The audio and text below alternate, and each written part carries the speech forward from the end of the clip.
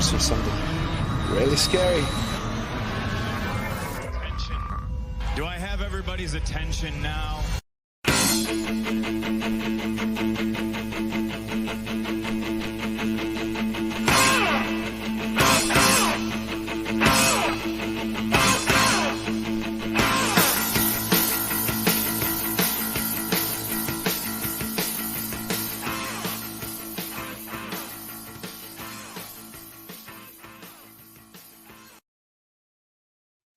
I love that intro so much. Me too.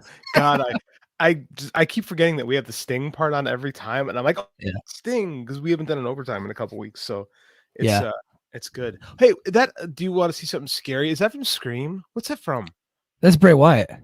Oh, it's Bray Wyatt. Oh, okay. Yeah. Because like his the initial vignettes for Bray Wyatt I thought were super cool. They were super cool. Like from whenever he transitioned from NXT to the main roster, Yeah. I loved that. I was so intrigued by that character. I thought that was like a super cool character, and he was honestly I loved Bray Wyatt until he turned into the Fiend, and then I just was not a fan anymore. I enjoyed Bray Wyatt until he got superpowers. Like when he was just when he just fulfilled the prophecy of Waylon Mercy, I thought he was really cool. And then Vince got a Vince, man, and it just it was just too much for me after a while. But that line is from do you know what movie that line is from? That wants to see something scary? No. It's from Twilight Zone, the movie. You ever see Twilight Zone, the movie? I don't remember it. No, I don't. So that's an anthology movie from '83, and it's John Landis, George Romero, Steven Spielberg, and Joe Dante each make a short film, like a Twilight Zone episode, and they link them together. And the very beginning, it's Dan Aykroyd and Albert Brooks driving in a car, and they're doing TV theme songs. It's like the most 30-something dude thing ever to just fucking hum TV. You got to guess the TV. It's just like, it's so fucking relatable. And they start doing the Twilight Zone.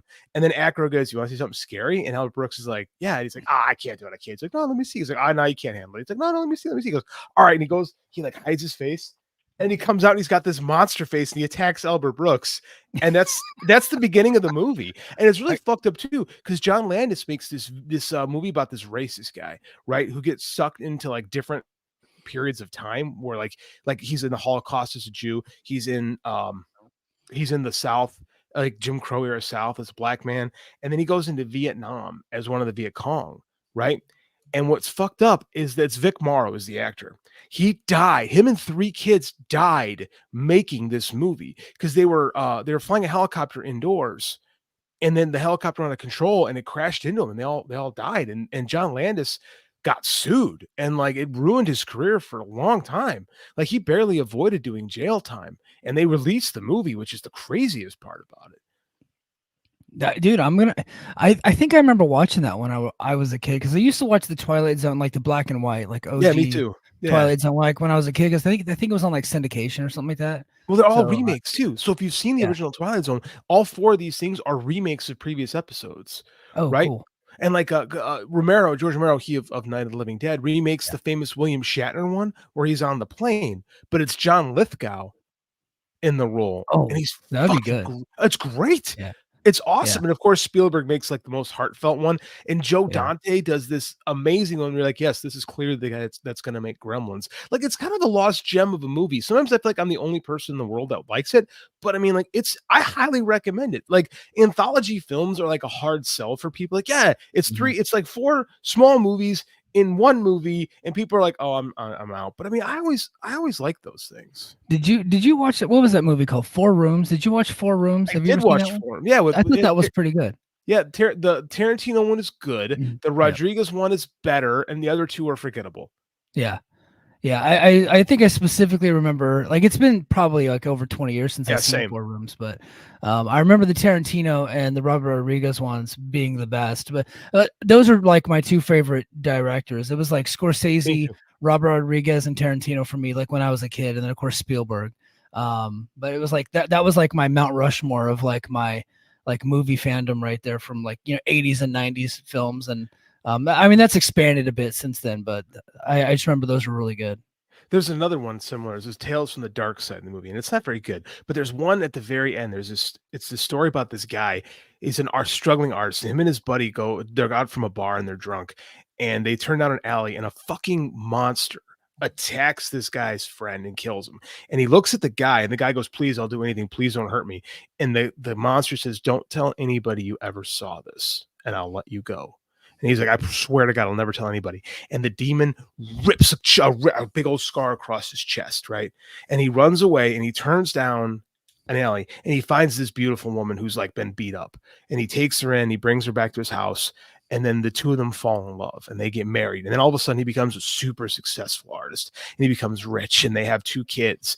And the wife is in his room one day, and she's going through she's putting away his shit, and he opens up his portfolio, and there's all these drawings of this monster, because for 10 years this guy's been haunted by this image of this monster that threatened him.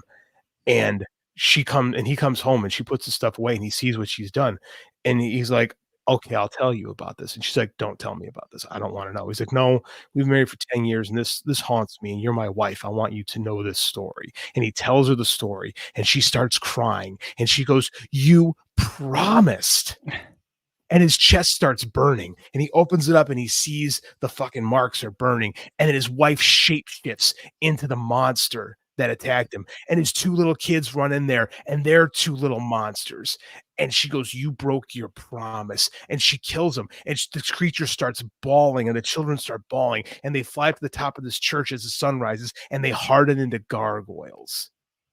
And it's this mother gargoyle sheltering her 2 children, and they're crying as and this thing like fucking scarred me like, this is why like this is the most terrifyingly beautiful love story I've ever seen. It just fucked me up completely. I love talking about it. It's really It's good. probably why you're like a little bit twisted, like that kind of helped shape your outlook. I saw it at 10. So I mean, like stuff like that just like is etched in the back of my mind. That's why I don't function like a normal human being, I guess. Hey, what's this show about? It's overtime, so it's about whatever we wanted to be about. I did see that you took a little Annie to go see the Phantom Menace. That's pretty cool. How did he like it? Well, he'd seen it before, but he'd seen all the Star Wars movies. He loved Star Wars. We went to Galaxy's Edge last year and built a lightsaber and built an R2-D2, cost me an arm and a leg. So like he liked Star Wars when he was little, right? Because we watched all the Star Wars kids cartoons. Like, cause you ever see those that they have on YouTube? They have all there's a new one about like Jedi. Young Jedi. Young Jedi is cool. Star Wars Kids is they take scenes from the movie and they take the audio from the movie and they animate them into like quick little headers. Oh, cool. That's fucking awesome. And he loved those as a kid. And then last year, they re-released Jedi. It was almost a year ago to the day. So I took him to see Return of the Jedi because it was after our Greco State tournament. And he fell in love. Like he came back totally in love with Star Wars. So Phantom Menace comes out and he's like, "Dad, we have to go. We have to go." So I'm like, "Yeah, of course we're going to go." And that's probably my least favorite Star Wars movie, but watching it with an 8-year-old like gave it new eyes. Cause I mean, like all of a sudden Anakin went from being the most annoying little shit on the planet to like my son completely identifying and like vicariously living through him being the hero. And I was like, you know what?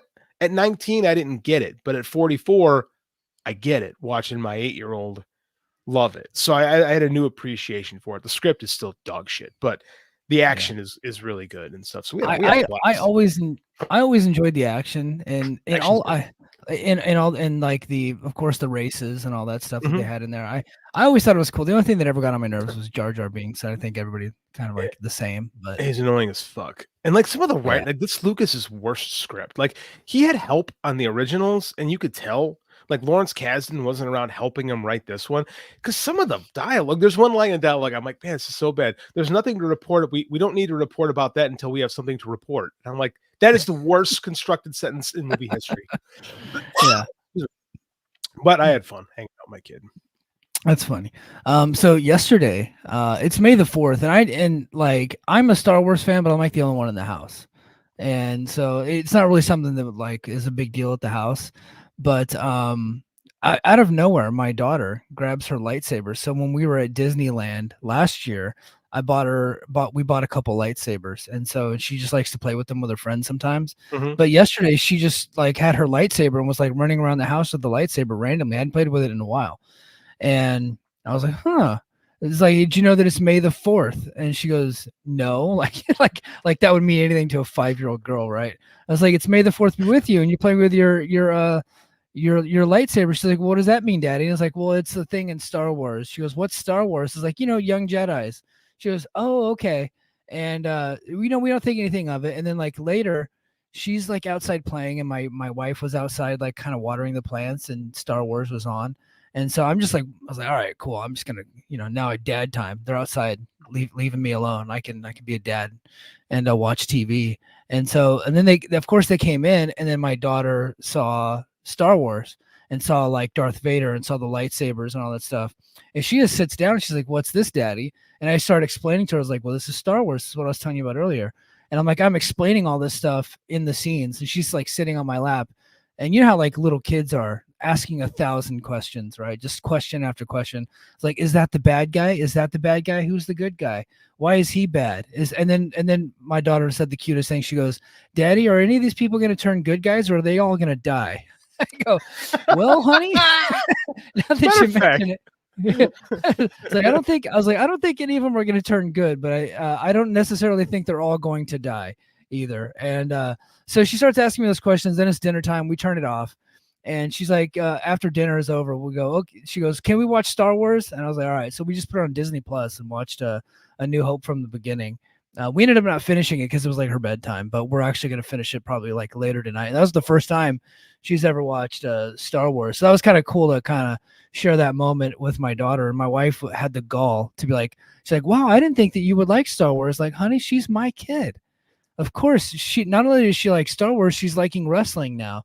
She has AEW Fight Forever, and she had one of the little girls from the neighborhood come over, and they were playing wrestling on the Nintendo Switch, and neither of them know what they're doing. But my daughter picked Anna Jay, and the other little girl picked Jade Cargill, and they were like doing wrestling moves and having fun. I was just like, it's like it kind of reminds me of when I was 5 years old playing, WrestleMania the game and all that stuff. So it was kind of a cool thing that I get to pass down to my kid. As guardians of the next generation, it's on us to pass on this stuff. I've done my part to try to make my kid a fan. And yeah, I get that too with Star Wars, because it was about the same age. Andy was about 4 or 5 when we started getting into it a little bit. And then last year he got super into it, and he got all his friends into Star Wars too. So now he's in. It's Star Wars and Mission Impossible and Marvel stuff. Like those are the things, and wrestling, of course. Those are the things that he's into. And like, it's so cool to watch them discover stuff. And I like listening to him talk to his friends, and he's like telling them about Star Wars. Like, no, Luke Skywalker is Darth Vader's son. Just like, my kid's such a fountain of, he's a little fucking know. Like, he just loves to like tell people what's going on and what they should know about everything. I'm like, where do you get this from, you little jerk off? You little know it all. Yeah. Have you explained to Andy why Luke has a crush on Leia, and like all of a sudden now that's his sister? He hasn't picked up on that yet, and I'm not going to describe it to him when he's 13, when he starts to realize, hey, there's sexual tension here in this movie. Why is that? And I got to go, well, George Lucas did what we call a rewrite and changed everything. Yeah, because he didn't plan on doing that. He didn't even plan on Darth Vader to be Luke Skywalker's son or father at first. That happened later on. He had no plan. Yeah, he was making this shit up as he went along. Yeah, very clearly, which is probably why 20 years later, when he does all of the episode 1 through 3, he kind of lost his fastball when it came to the script writing, because I think people had kind of basically they had surpassed him. Oh yeah, and he really should have handed over the reins probably to somebody else, with maybe him just having some oversight. So like, it's funny because he has the story ideas for Empire and Jedi. Like, he didn't write the scripts. Lawrence Kasdan wrote the scripts. That's the guy who wrote Raiders of the Lost Ark. One of the greatest writers ever. He was phenomenal. Yeah. And he did not do that in the first 3 movies. And everybody said, he should have. I like Sith a lot. I think Revenge of the Sith's a pretty good movie. Attack of the Clones is all right. Phantom Menace has got flaws, but I love the action, like you said. But then like the last 3 movies, I think, are actually worse than the prequels. Like, The Rise of Skywalker is the worst Star Wars movie, and I hate Solo. Yeah. Well, I the only one that I like truly didn't like, well, I was just bored by it, was Solo. The other ones, I went and saw them in the theater, and I like had fun, but I also went into it like knowing that I'm just going to check my brain at the door and just go eat some popcorn and have some fun watching a movie. And that's kind of how I was able to enjoy those movies. And it's probably the best way to do that, but I don't want to do that with Star Wars. Like I just hold Star Wars. Maybe that's on me for not. Maybe I shouldn't do that, but I kind of hold Star Wars in higher regard. And I just thought this should be better. Like when they brought Emperor Palpatine back in the last one, I'm like, and they did it in the crawl. They just told you in the crawl, oh, by the way, Emperor Palpatine's alive again. And you're like, what? That doesn't make sense. How the fuck did that happen? And they're like, don't worry about it. It's fine. We've got a big triangle thing. It's fucking sloppy. Kind of like just like a lazy surprise in wrestling, right? It's like just somebody just shows up. It's like some episodes of Dynamite. Yeah. Agreed. Yeah. Like Roosh showing up on Collision last week. Just like, he's back. Yeah, Roosh is back. Where you been? Don't worry about that. Details.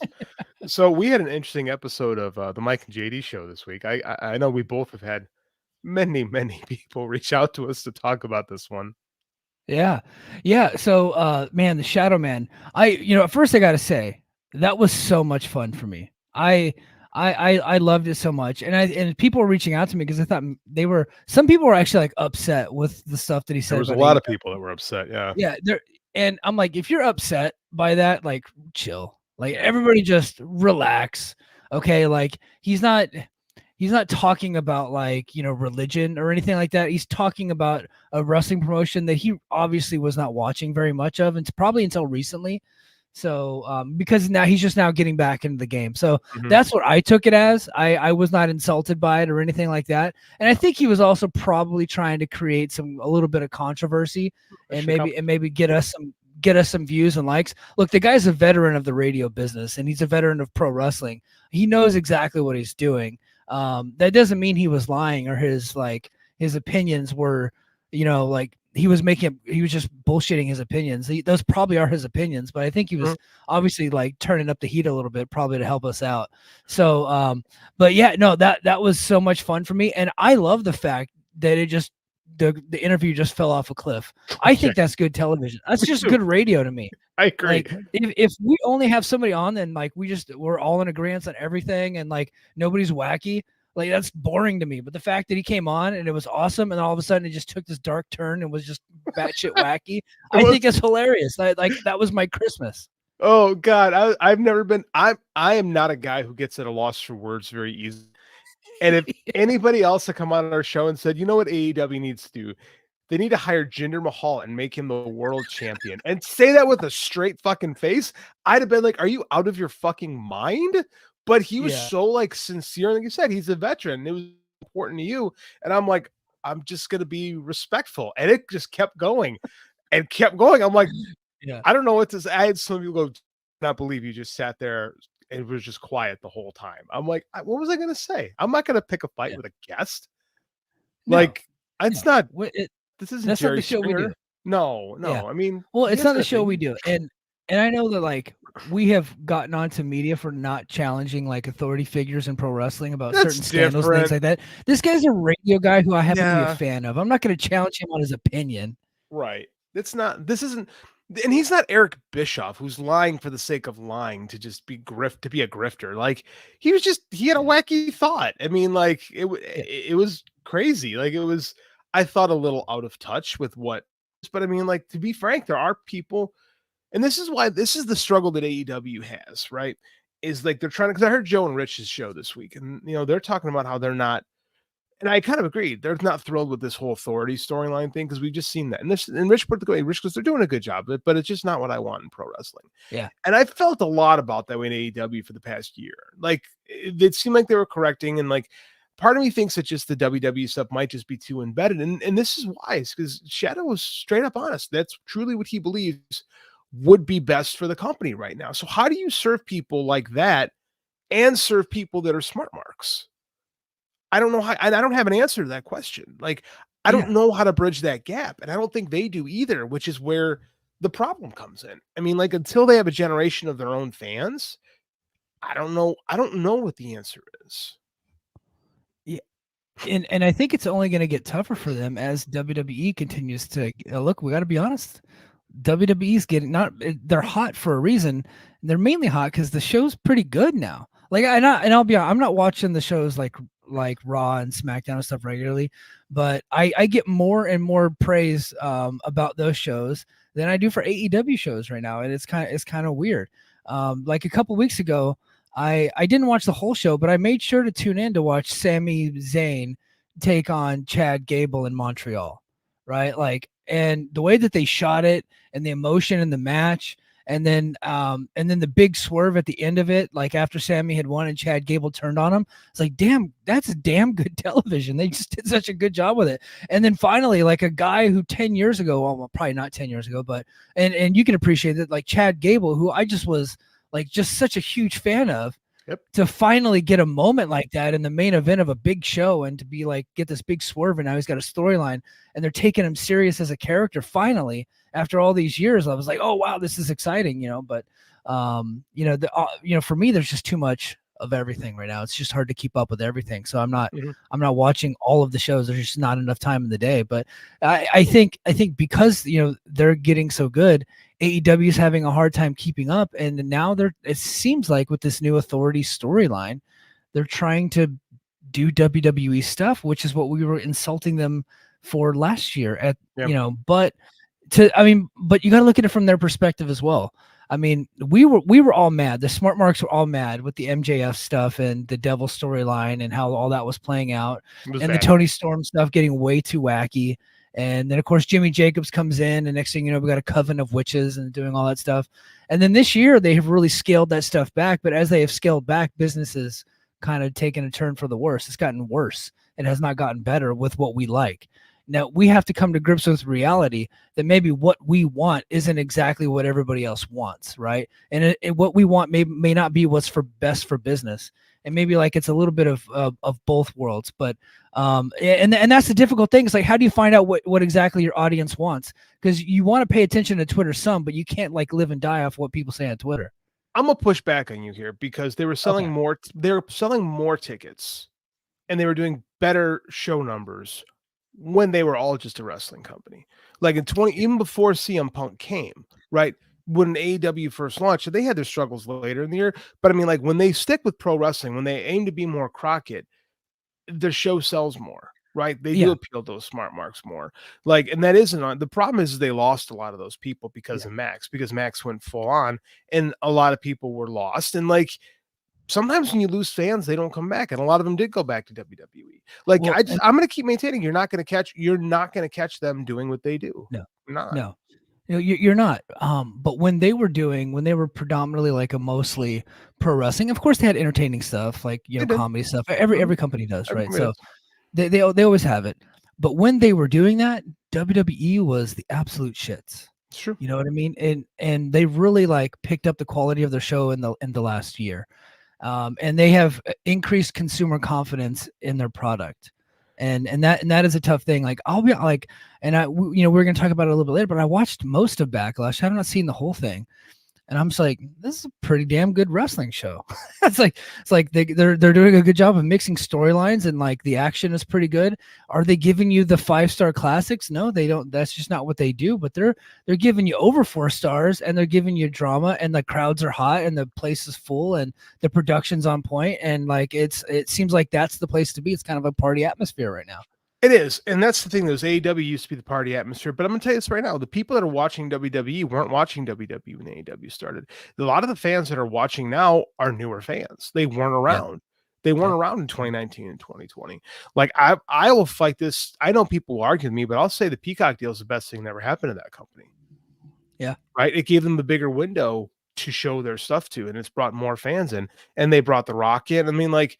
The show's been working and been firing on all cylinders for quite some time. But I mean, a lot of it too is just their reach is a lot bigger, right? And they're producing a show that serves their fans. They educate their fans to like what they want to produce. That's what they're really good at. AEW, when they were educating their fans to like what they produce, it was good. And then we hired a bunch of former WWE guys because, all the Fightful apps, the Fightful accounts were telling you, hey, this is what you need to do. We need to hire, like, you make fun of them all the time. We got to hire this guy. You're like, oh yeah, they were my favorite mailroom person. Yeah. Like, Yeah. that's what they all do. And then, so of course, Tony Khan does that. And now you got a bunch of WWE voices in, and you lost a little bit of you keep losing every time you fight to get your identity back. You lose it a little bit more. And I understand this Young Bucks thing kind of fell into their lap because Tony did stupid thing with CM Punk, right? But it doesn't really help them. Like, I don't think that, like, there's people that go over the top of it, but I don't think the Elite is as over as a heel act as they think they are. Well, clear. I mean, business is telling them that they're not, right? And you can, reviews aren't terrible though. I mean, the pay-per-view is terrible. Yeah, it's gonna, it takes a little, like the ticket sales will come afterwards. If it's not going to reflect right away, but I think they are, and I think Dave said it best. It seemed like they're hot shotting. They're doing some hot shotting stuff, and if you hot shot, that stuff can work as long as the follow through ends up being good. That's the problem.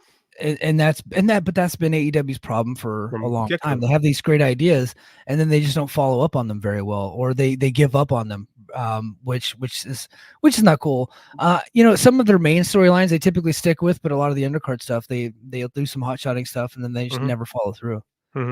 I am of the mind. I truly think Tony's burnt out.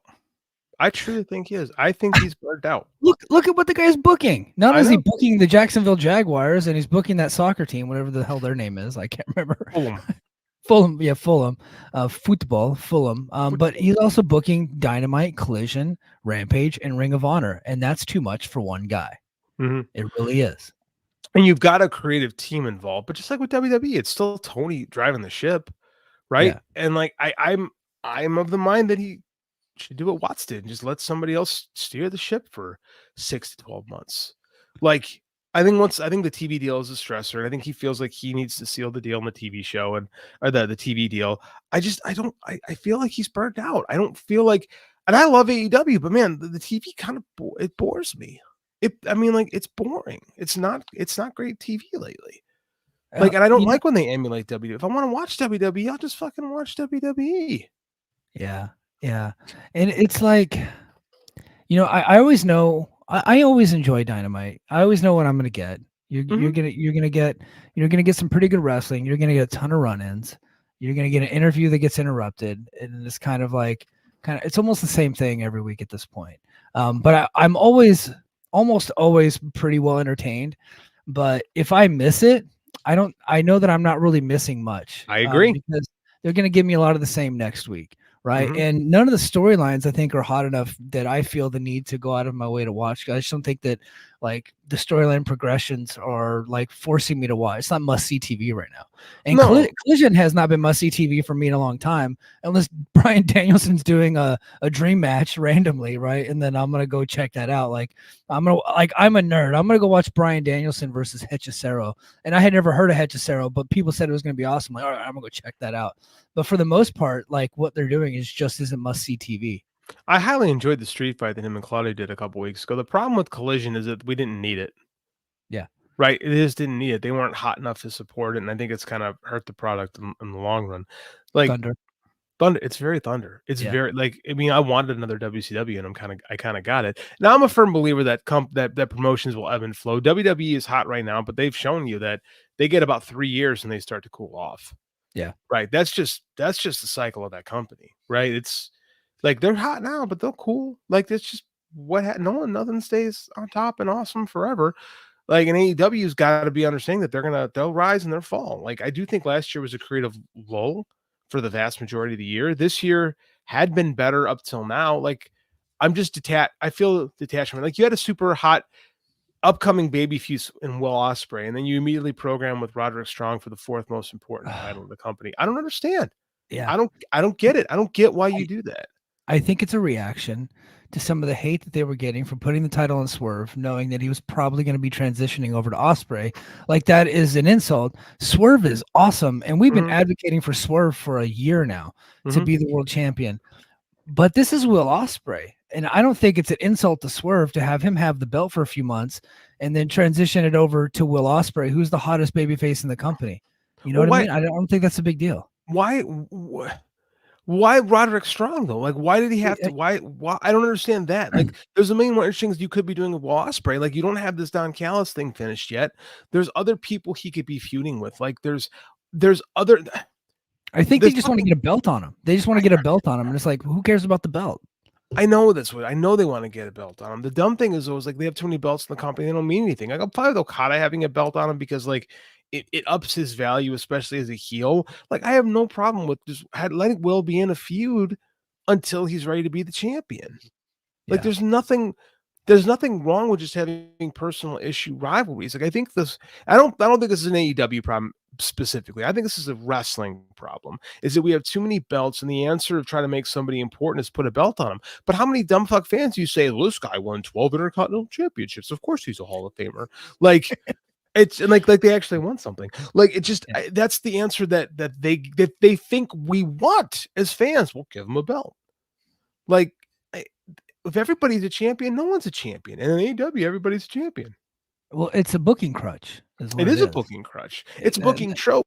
And I know you need those to get the show moving, but goddamn, tell me. I mean, like, I have no problem watching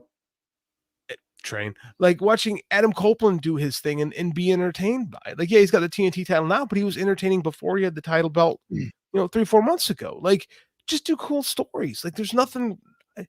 I guess my problem is like the show is nothing new. Like, I just want to see a different presentation of pro wrestling, and I'd hope that's what Dynamite was going to give us, and we don't have that right now. And then Rich said something similar to that.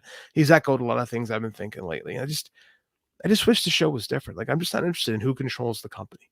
You can't fire us. We're EVPs. Like, I grew up with that shit, and I just don't want it anymore. Maybe I'm out of touch. You know what they should do is to challenge the EVPs and have the power struggle. Tony Khan should bring in Jinder Mahal. I'm sorry, I can't even.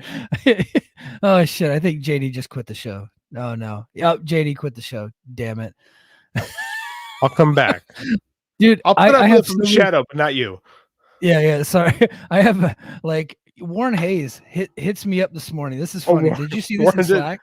No, I haven't been on the Slack channel. No. Okay, yeah. So this is funny. I'm gonna expose Warren Hayes' DMs to me because he did it to me and you. Oh, I feel bad. He tagged the wrong guy. He tagged Joey O'Doherty, and he said, "Oh, I don't know." Look, he says, "Bring in Jinder Mahal." Right. So you probably won't be able to see it. Yeah, you won't be able to see it. But it says, "Bring in Jinder Mahal," and he goes, "Oh shit, I fucked up. I added Joey instead of JD. Laugh my ass off.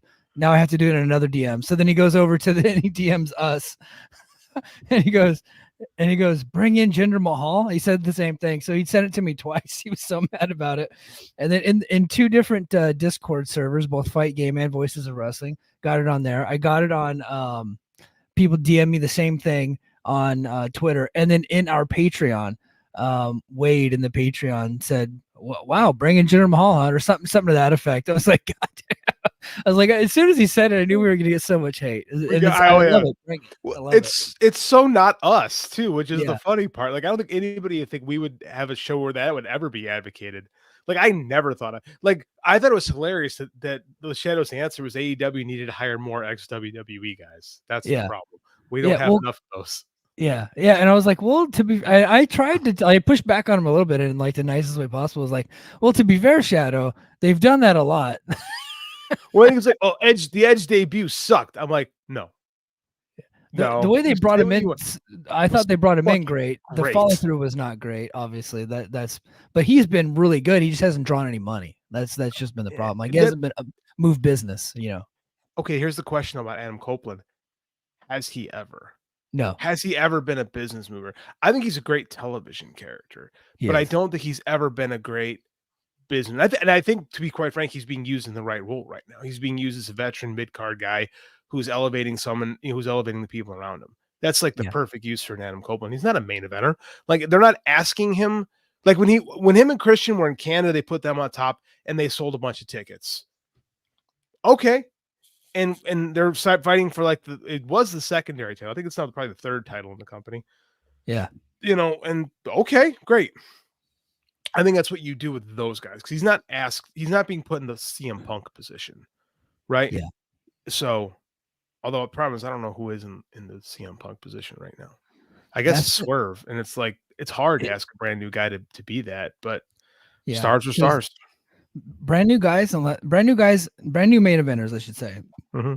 You know, they typically don't draw their first go around in any company. They just don't. They have to like they'll be the champion for a little bit, and then they'll go back down a notch, and then it's like when they come back up that next time, that's when they typically become draws, or they typically become bigger stars. Like it happened, like CM Punk when he won the title the first time. Nothing, right? Mm-hmm. It was kind of like a like, hey, let's see if we got something in this guy. Let's make him the world champion. And then they did, and then he ended up losing it. And like it took a couple years for him to regain that. I think he was Daniel Bryan in WWE. Same thing happened to him. It wasn't until the Yes Movement, and then he became the world champion. He started moving numbers.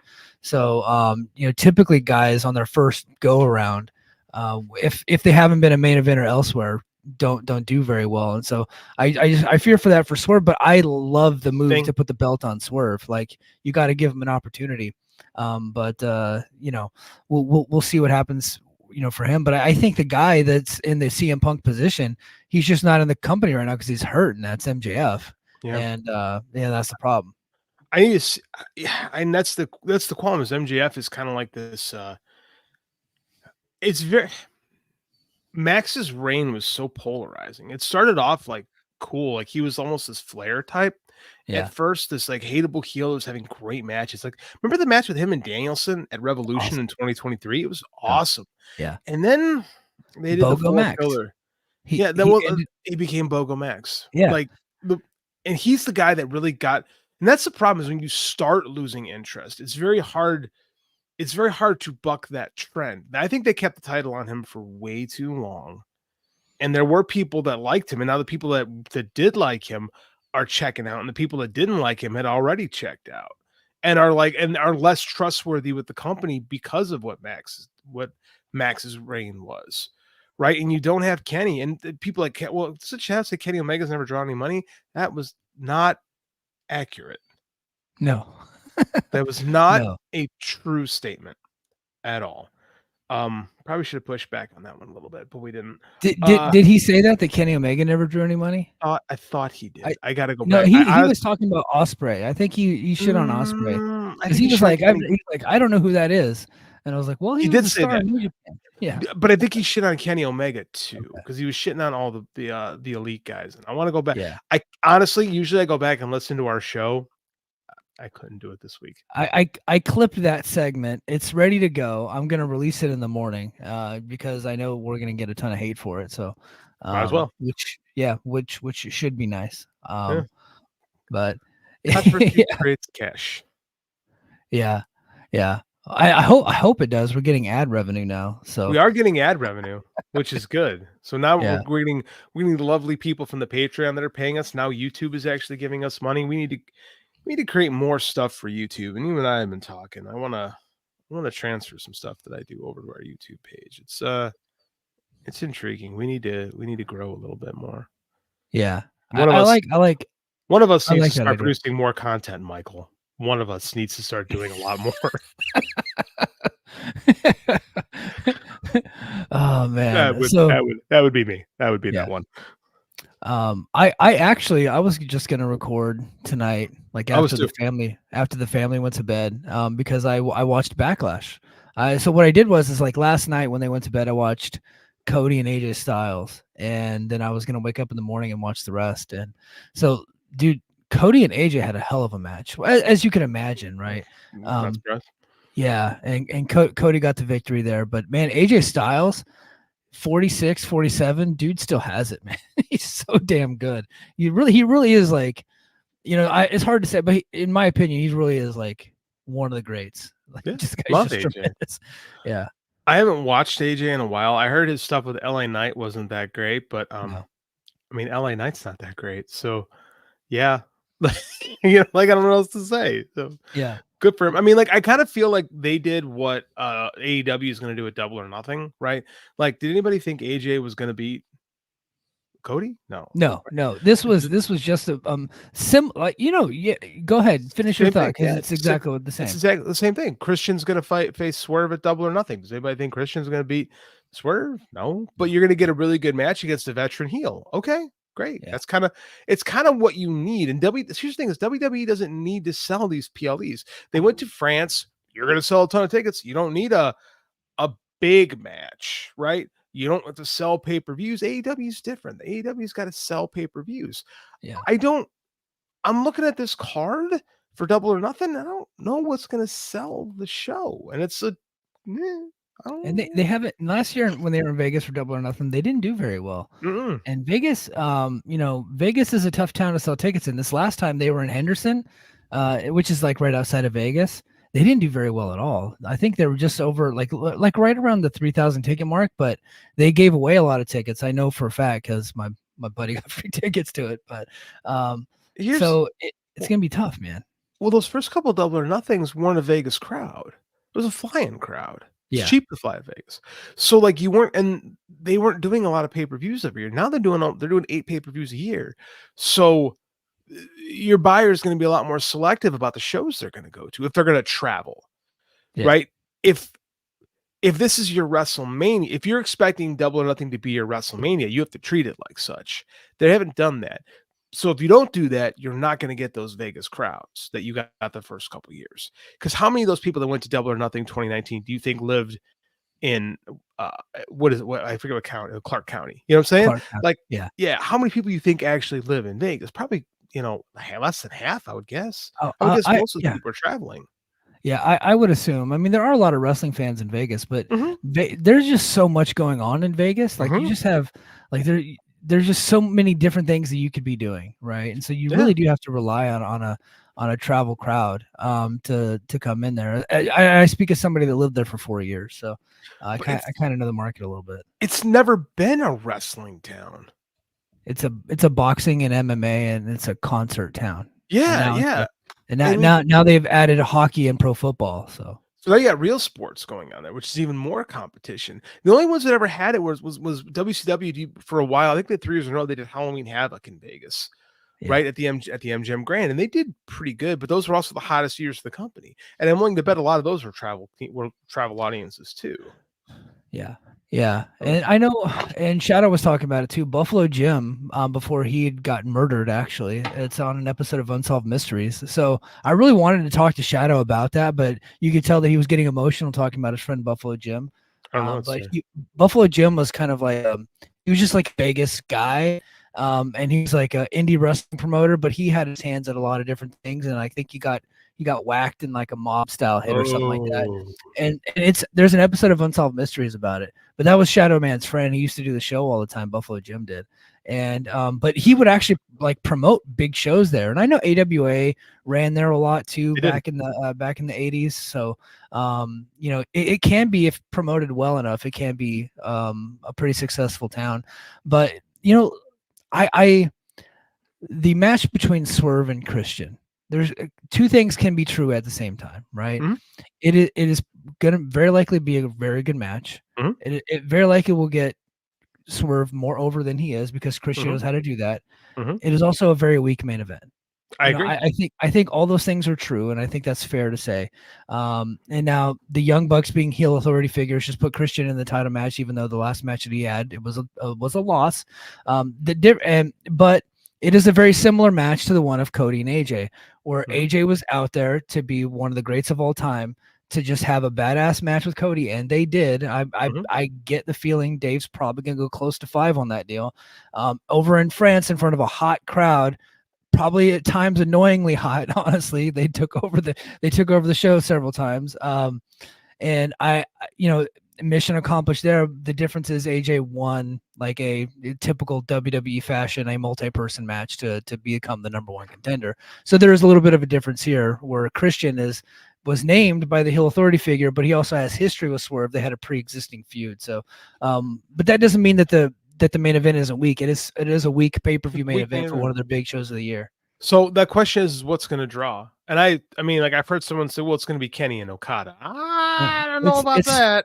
It's another Swerve and Hangman, because that's a blood feud that I still think has one more match left. And I thought that's where they were going, but I don't think Hangman can come back. Is Hangman hurt? They said he had a personal issue, and they wrote him off the show for a little bit because he almost missed that match with Joe and Swerve at Revolution. And so I think they wrote him off a little bit.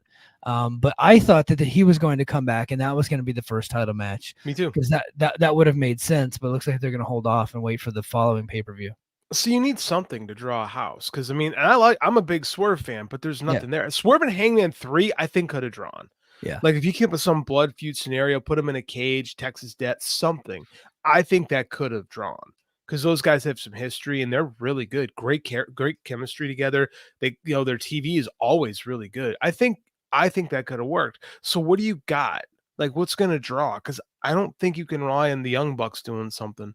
Like Young Bucks FTR 4, or 5, whatever it is at this point. I don't think that's going to draw you a pay-per-view audience. No. Like, unless you plan on doing like Blood and Guts at Double or Nothing. Yeah. Well, I don't know. That's the problem, and it's not an AEW problem. It's a pro wrestling problem. It's like when you do flip the title, you need to have challengers lined up, right? Ready to go. Right. Yeah, and so if you're Samoa Joe's the heel, although he's kind of a tweener, right? Which AEW does a lot of, you can go babyface or heel depending on the feud. I don't hate it. I don't hate it either, but Swerve is basically a babyface, right? And so you need to have heels heated up, ready to go, and they just didn't have it. So they brought back Christian, who last time we saw him was in a loss to Copeland, right? And so they just didn't have like somebody ready to go. They should have already been building somebody if they knew they were going to be putting the title on Swerve. But I see that happen all the time. So. And not just in AEW, WWE does it too, because they have their cheat code of multi-person. You won this, now you get a title shot. Like, and they've educated their audience to that matters, right? Yeah. Like a lot of their booking is like, again, I don't watch the show, but I read, I follow. A lot of the booking can be very nonsensical with stuff, but it fits into the universe that they've created. Yeah. Right. They've created a system where they've created a symbiotic system where this is how things work and their fans accept it. The problem with the AEW fans is they are more discerning, so they don't accept these kind of things. Someone's like, we told us you were bringing rankings back and now this happens. Like, yeah, but that's the heat. Like the heat is you bring back rankings and then the EVPs don't listen. But wrestling fans don't like the idea of heat. Right? Well, I think they like the idea of heat, right? No, I don't think they do, Mike.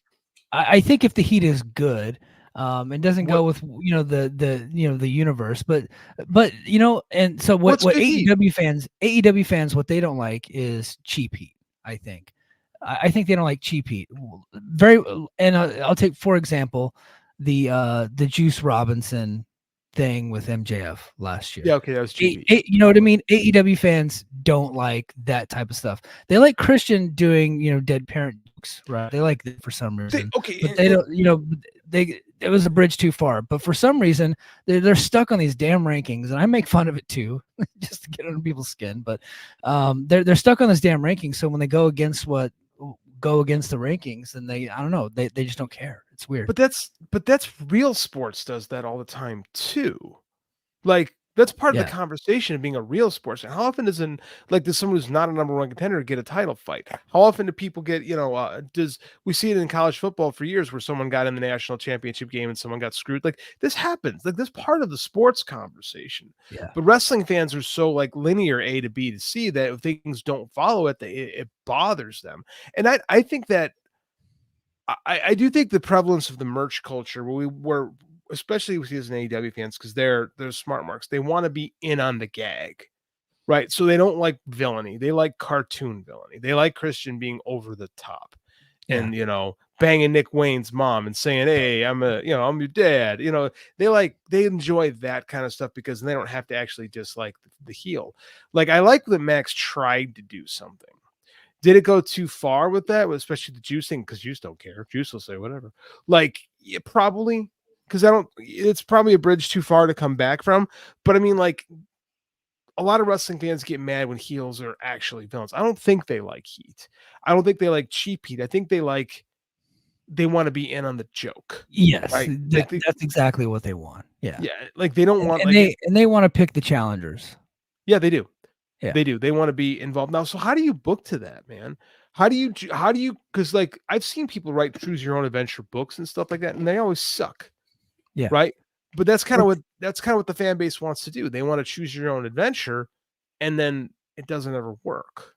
Yeah. It's it's weird because, Roddy Piper used to say, we manipulate you, you don't manipulate us. We dictate to you, right? That's our job to dictate to you. And when you start dictating to us, then we kind of lose the show. He used to say that on his podcast. He's right. He is, but you can give people what they want. Ultimately, WWE did that years ago. Daniel Bryan, they tried not to. They tried not to. And the audience took over. They tried not to give us the Cody moment earlier this year with The Rock. And ultimately, they do you believe that? Do you believe that? I'm a conspiracy theorist. I think the whole thing was a work. You're a conspiracy theorist. Who you're talking to? But I know. You know what? Like, I could see them. Yeah, thank you. I could see them manipulating that whole thing. I could see that as a possibility, but Dave has reported that they were going to go Rock and Roman, and it backfired on them, and then they pivoted, right? But maybe they were just doing that because they knew that there was going to be a backfire, and they were just trying to get Cody to become a hotter babyface, and it could have blown up in their face where they just realized nobody cares about Cody, and then all of a sudden they go to Rock and Roman anyway. So that could have been the case. I could see that, and maybe one day like that book will come out or something like that, and somebody will tell the truth about the whole thing.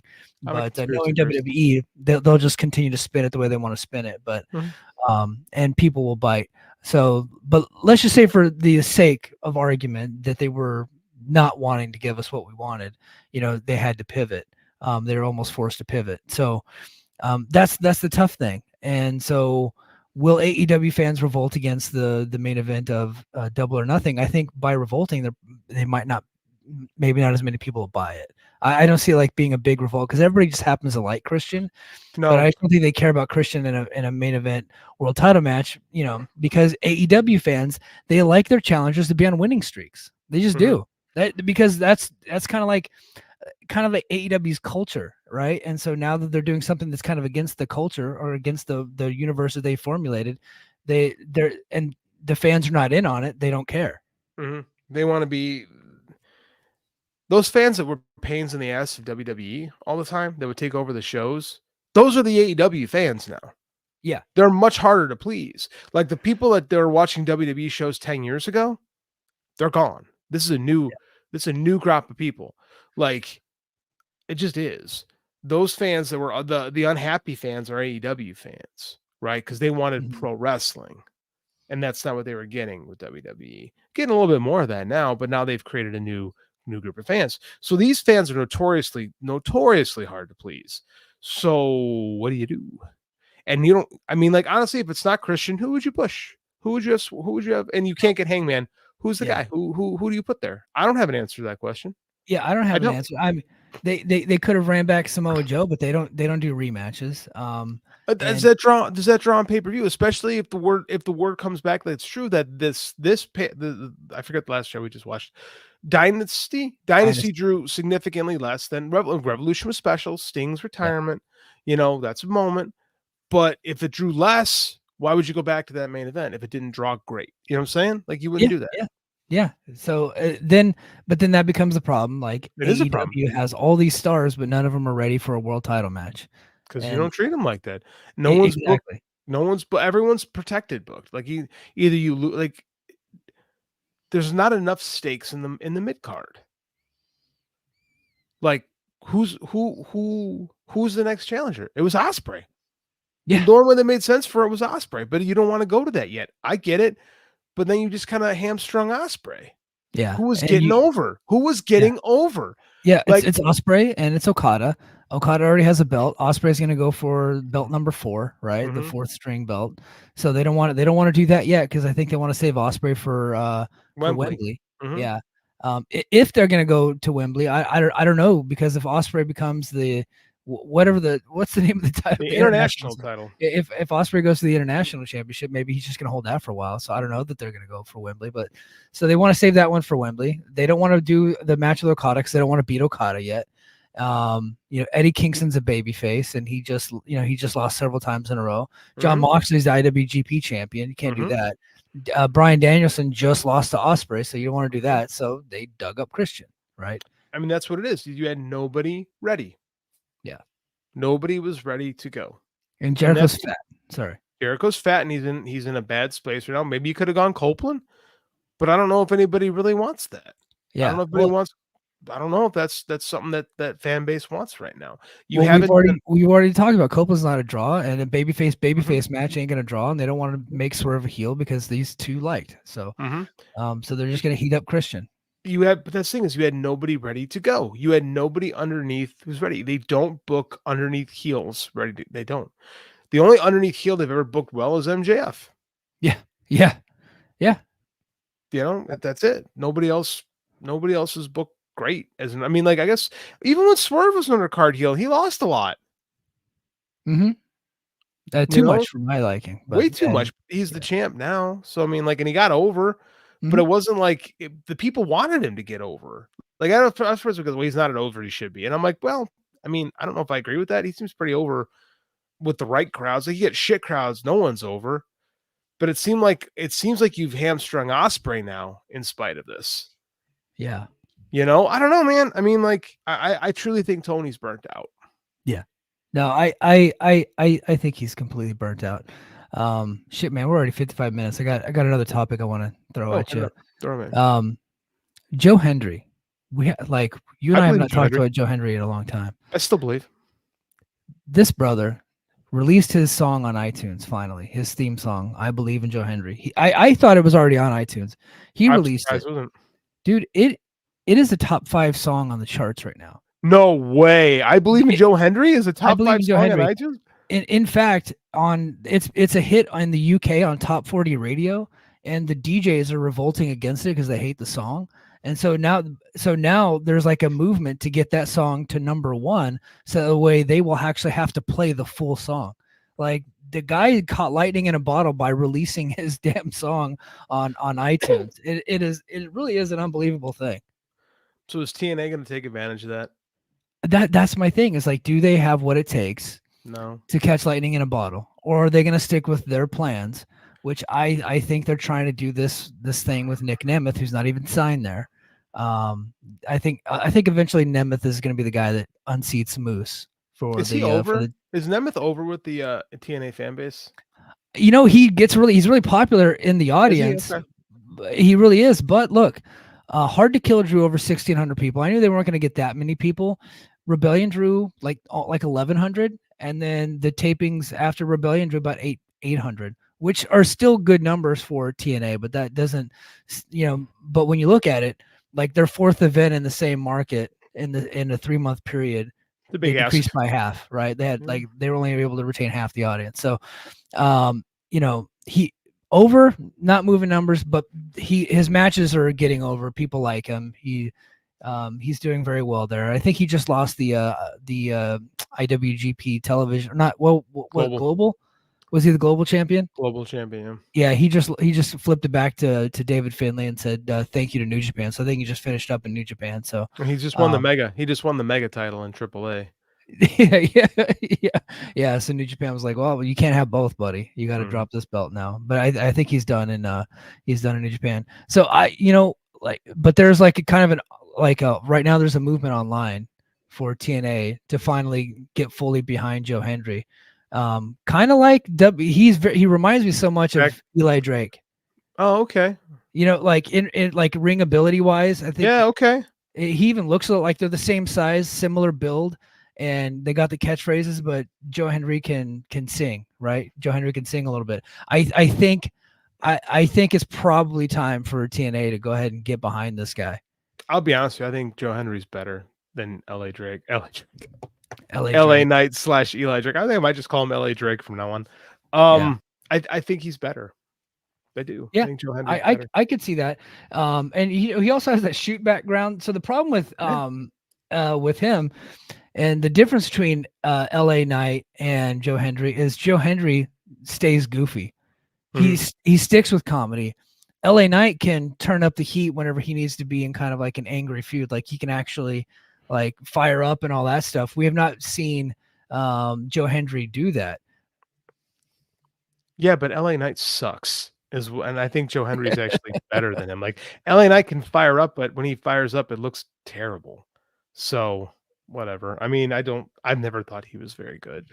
Like he's good promo. He's a good promo if you're looking for a guy to cosplay Steve Austin and The Rock at the same time. Yeah. Here, I'm going to play you this because you did not watch TNA this week. That's been a year. I can't show the actual video. So what I'm gonna do is I'm gonna cover it up, and then you're just gonna hear the audio, JD. Right. But this is Joe Hendry doing a parody song in the middle of the ring to "Higher" by Creed, making fun of Dollar General. Okay. So hold on, let me go to this.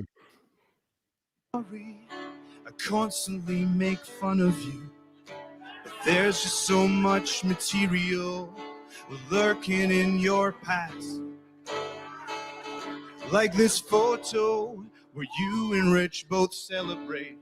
But someone, please, can you tell me why your hand is on his ass?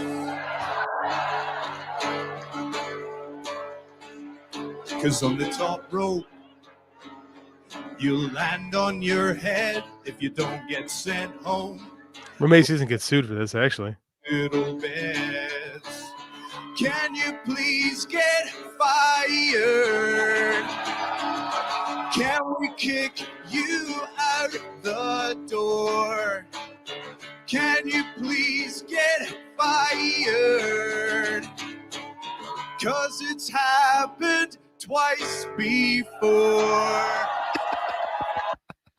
Yeah, and then at that point, what that clip doesn't show is that like right afterwards, he sings the chorus again, and then the entire like Pearl Theater starts singing the song with him. They already know the chorus, and they just start singing it with him. And it was like one of the better moments in TNA history. So they had that this week at the same time that his single cracks the top 40. I'm gotta go with the guy.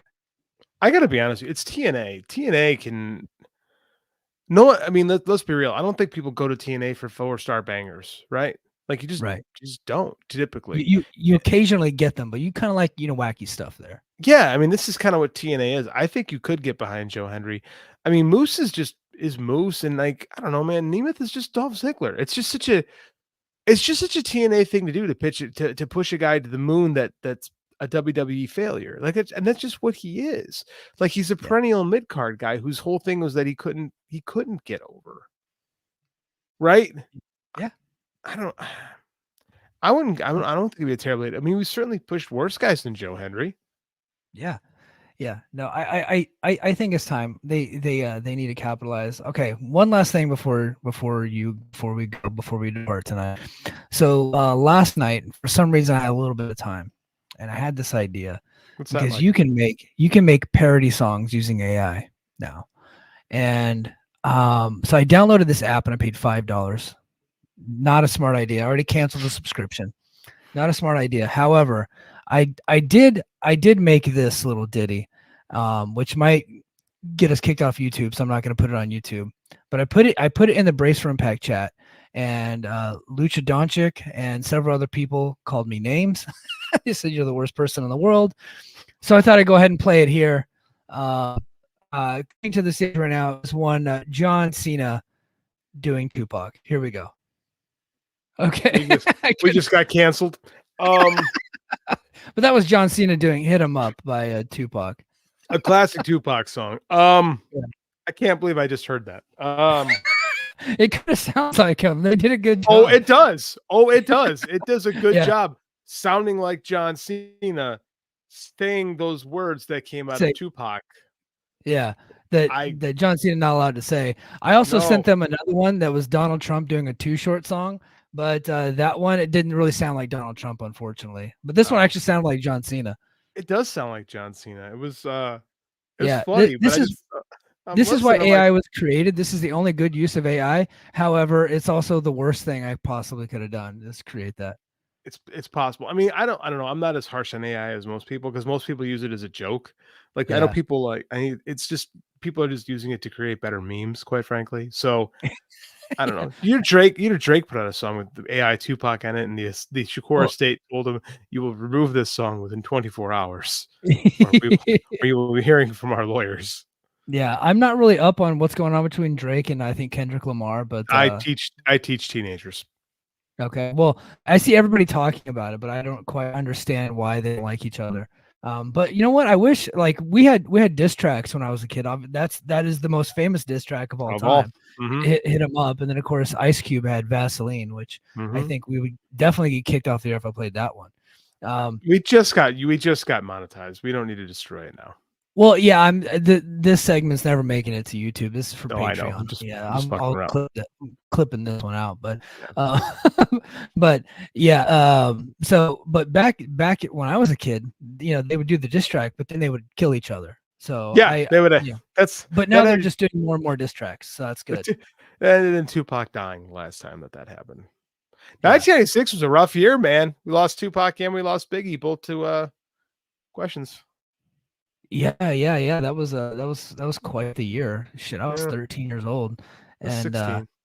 Yeah, and I was obviously a big Tupac fan. I was from California, so that was like our guy. So I get it. But yeah, we ended the show on a low note, folks. That's what we do. Yeah. All right, guys. Thank you to the Patreon audience. I really appreciate you being here. This has been Overtime with Mike and JD. And until next time, mahalo.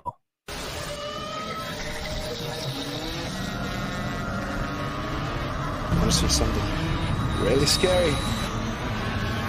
Attention. Do I have everybody's attention now?